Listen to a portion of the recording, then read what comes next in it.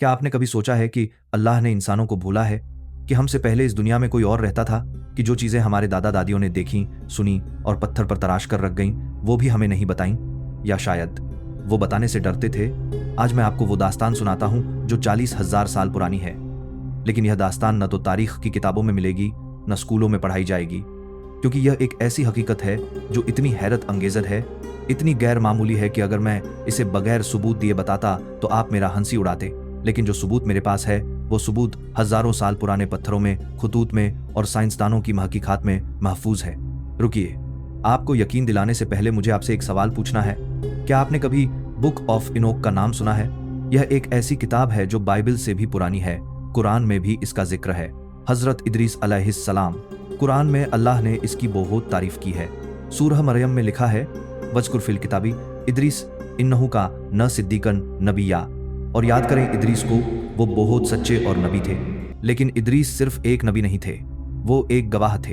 एक ऐसे शख्स थे जिन्होंने वो सब कुछ देखा जो हमने कभी सोचा भी नहीं, वो सब कुछ जो अल्लाह ने हमें बताने से रोक रखा है। बुक ऑफ इनोक, जो इदरीस अलैहिस्सलाम की तरफ मंसूब है, उसमें लिखा है एक हैरत अंगेज दास्तान। उसमें बताया गया है कि एक जमाना था, कदीम तरीन जमाना, जब येरेद के दुनिया में अभी आदम का जमाना था, तो 200 की तादाद में कुछ मखलूकात जमीन पर आईं। और यह मखलूकात कोई इंसान नहीं थी।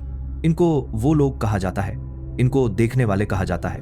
बाइबल में इन्हें वॉचर्स कहते हैं। और उनमें सबसे बड़े का नाम था अजाजील। हाँ, वही अजाजील जिसका नाम कुरान में भी आता है, जो अभी के इब्लीस से पहले आसमान पर रहता था। यह 200 वो लोग एक पहाड़ पर उतरे थे। बुक ऑफ एनोक में उसका नाम लिखा है जबल हरमून, माउंट हरमन। और जब वो इस पहाड़ पर उतरे तो उनमें से सबसे बड़े अजाजील ने एक हैरत अंगेज बात कही। वो अपने साथियों से कहने लगे, मुझे खौफ है कि तुम लोग इस काम को करने से पीछे हट जाओगे। कौन सा काम? और इस खौफ का क्या मतलब था? वो 200 आसमानी मखलूकात, या शायद फरिश्ते, या शायद कुछ और? वो अगरचे कसम खाते थे कि वो एक काम करेंगे, एक ऐसा काम जो बहुत बड़ा था, जो बहुत गलत था, और उस काम को करने की सजा बहुत संगीन थी। तो अजाजील ने कहा, अगर मैं अकेला ही हूं तो यह सजा मुझे अकेले ही भुगतनी पड़ेगी। तुम्हें साथ देना है तो साथ दो। और फिर बुक ऑफ इनोक में लिखा है, उन तमाम 200 ने बुलंद आवाज में कसम खाई, हम यह काम करेंगे। और उन्होंने क्या किया? बुक ऑफ इनोक में तफसील से लिखा है कि यह 200 वो लोग इंसानों के पास गए और उन्हें वो इल्म सिखाए जो उन्हें नहीं सिखाने चाहिए थे। सामी अजाजा नाम के एक वो ने इंसानों को सिखाया मेकिया का इल्म, यानी सजावट का इल्म, मेकअप का इल्म, अपनी शक्ल ओ सूरत को बदलने का इल्म, अपने जिस्म को तब्दील करने का इल्म, तस्वीरें बनाना सिखाया, मूर्तियां बनाना सिखाया। बराखील ने इंसानों को सितारों का इल्म सिखाया। अराखील ने जमीन की राजें सिखाईं। सारियल ने सूरज और चांद के इसरार बताए। हर एक वो इंसानों को एक नया खतरनाक इल्म दे रहे थे, ऐसे इल्म जो इंसानों को कभी नहीं सीखने चाहिए थे। लेकिन यहां तक तो सिर्फ शुरुआत थी। रुकिए, बुक ऑफ इनोक में एक ऐसी बात लिखी है जिससे आपके दिल में सरसराहट दौड़ जाएगी। यह 200 वो लोग सिर्फ इल्म सिखा नहीं रहे थे, वो कुछ और भी कर रहे थे, बहुत ज्यादा गलत कुछ। बुक ऑफ इनोक वाज़ेह तौर पर लिखता है, और उन्होंने इंसानी ख्वातीन के साथ गुनाह किया। यह सादा अल्फाजे हैं, लेकिन उनका मतलब बहुत गहरा है। यह सिर्फ गुनाह नहीं था, यह था कुछ खतरनाक, कुछ गैर फितरी, कुछ ऐसा जो नतीजे में कुछ गैर मामूली पैदा कर रहा था। और उन ख्वातीन से पैदा हुई औलाद जो इंसान न थी और न ही वो थी। यह औलाद न फिलीम थी, नापाक, गैर मामूली, गैर फितरी, न फिलीम। कुरान में भी इसका जिक्र है।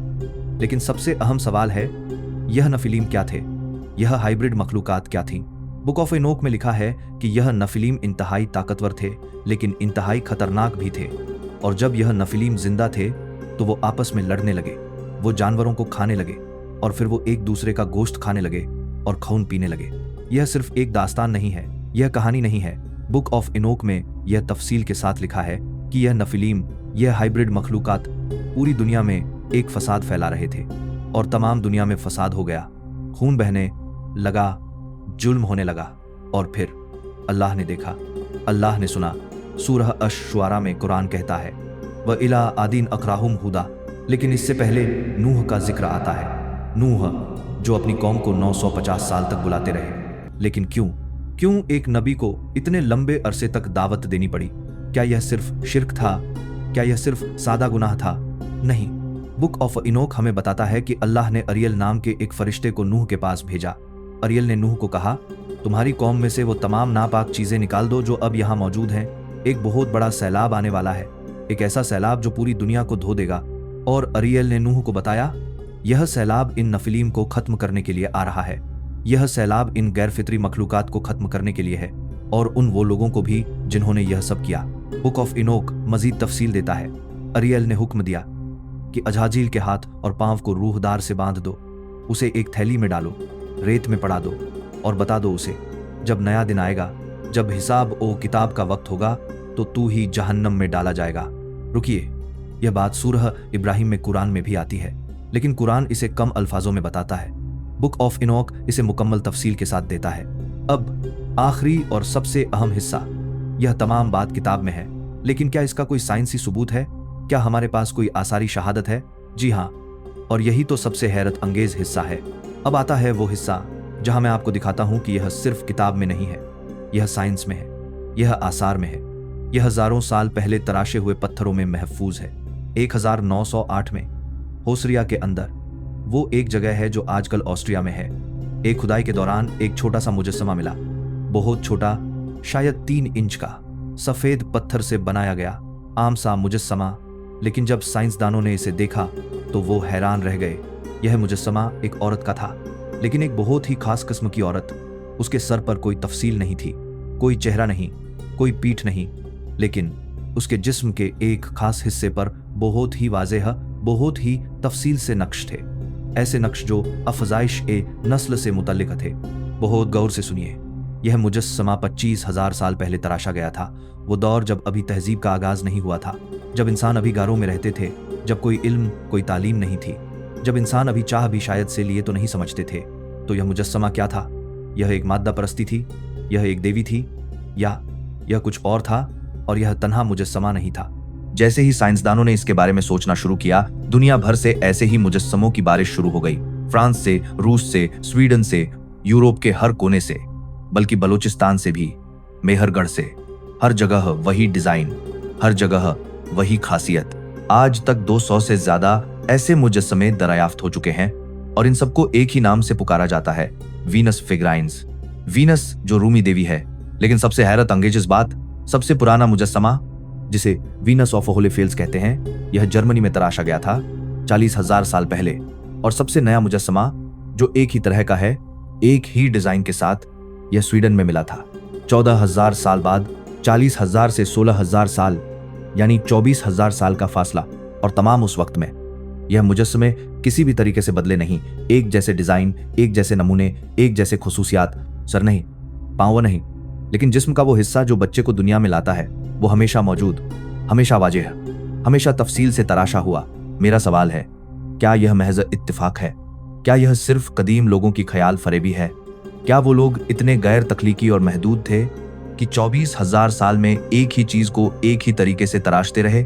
या वो लोग वही तराश रहे थे जो वो अपनी आंखों से देख रहे थे? रुकिए, अब आते हैं गारों में बनी हुई पेंटिंग्स की तरफ।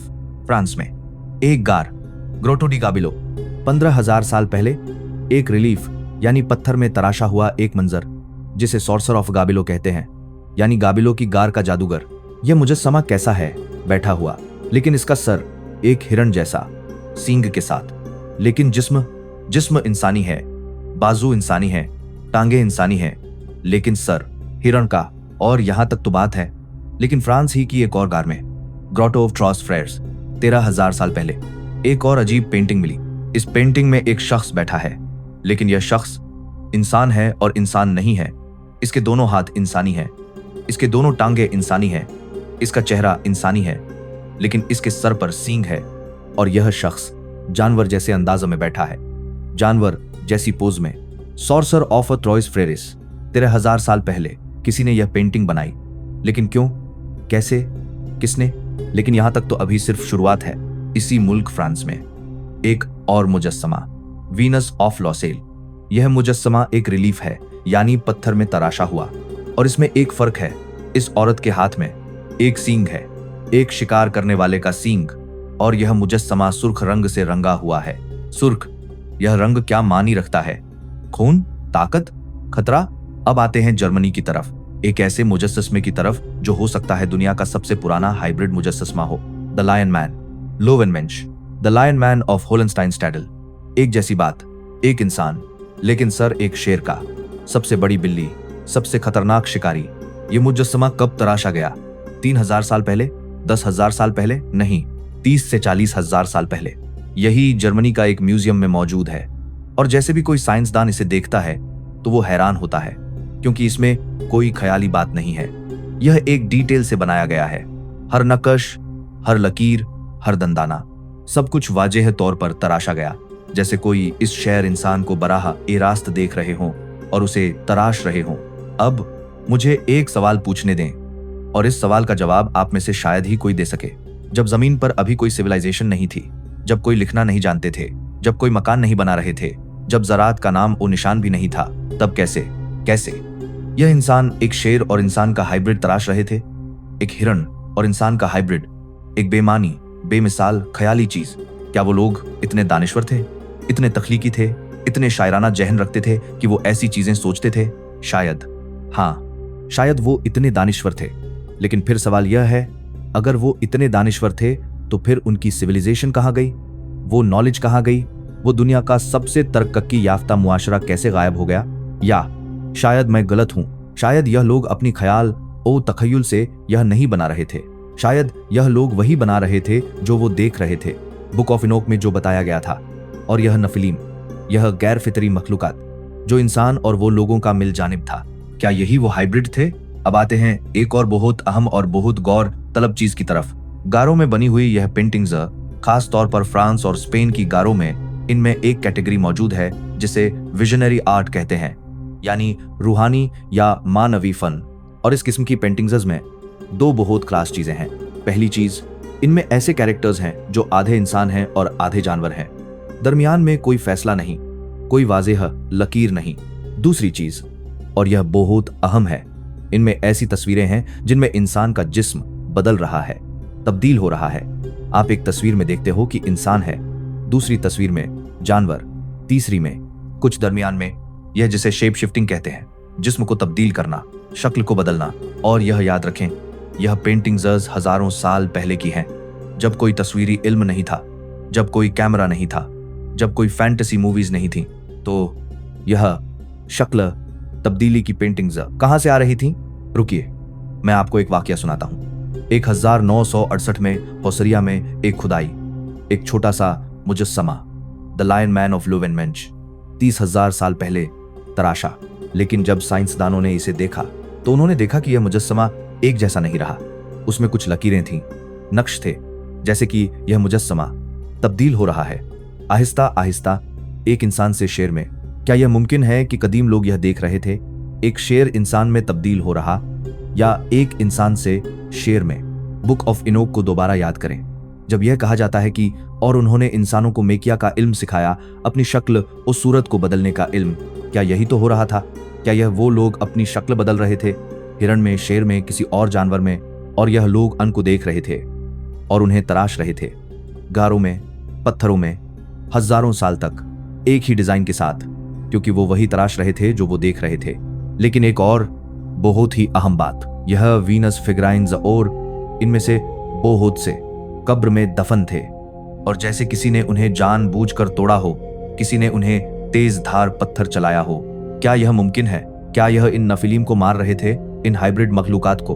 क्या यह लोग उन्हें खत्म करने की कोशिश कर रहे थे? और जब यह सब खत्म न हो रहा था, जब यह नफिलीम और नापाक मखलूकात फैलती जा रही थी, जब खून बह रहा था, जब फसाद बढ़ रहा था, तब अल्लाह का फैसला हुआ। नूह को हुक्म मिला, एक कश्ती बनाओ। और कुरान में सूरह हूद में कहा जाता है, और हमने उन्हें तख्तों और सुधारे हुए लकड़ियों वाली कश्ती पर सवार किया। लेकिन अहम सवाल यह है, कश्ती में कौन से जानवर रखे जाएंगे? बुक ऑफ इनोक में एक बहुत ही भारी इशारा है। उसमें कहा जाता है सिर्फ पाक जानवर रखने हैं, वो जानवर जो हाइब्रिड नहीं है, वो जानवर जो गैर फितरी नहीं है। क्या यही वजह थी? क्या नूह को हुक्म था कि कश्ती में सिर्फ असल जानवर रखे जाएं, इन तमाम हाइब्रिड मखलूकात को न रखा जाए?